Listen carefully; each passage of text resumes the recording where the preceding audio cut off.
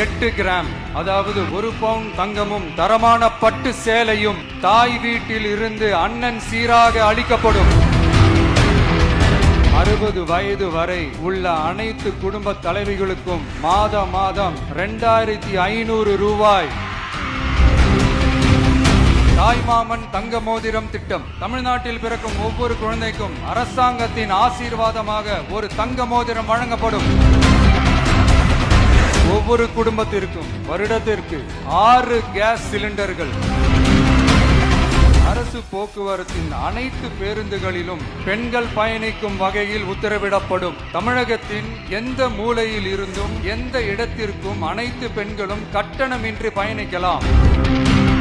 பெண்கள் பாதுகாப்பை உறுதி செய்யும் வகையில் ராணி வேலு நாச்சியார் படை ஏற்படுத்தப்படும். பாடி கேமுடன் ஆங்காங்கே பாதுகாப்பு பணியில் இருப்பார்கள். மாநிலம் முழுவதும் 500 குழுக்கள் அமைக்கப்பட்டு பெண்கள் பாதுகாப்பு உறுதி செய்யப்படும். ஸ்மார்ட் பேனிக் பட்டன்ஸ் அறிமுகப்படுத்தப்படும். தனியார் ஷேர் ஆட்டோக்கள் உட்பட அனைத்து பொது போக்குவரத்து வாகனங்களிலும் பொருத்தப்படும். இந்த பட்டன்கள் வழியாக 5 நிமிடத்தில் பதிலும் பாதுகாப்பும் உறுதி செய்யப்படும்.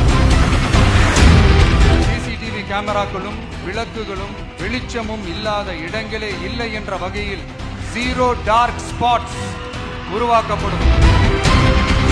விநியோகம் நடக்கும் இடங்களான ரேஷன் கடைகள் மற்றும் பள்ளிகள் கல்லூரிகள் மூலம் அனைத்து பெண்களுக்கும் விலையில்லா சானிட்டரி பேட்.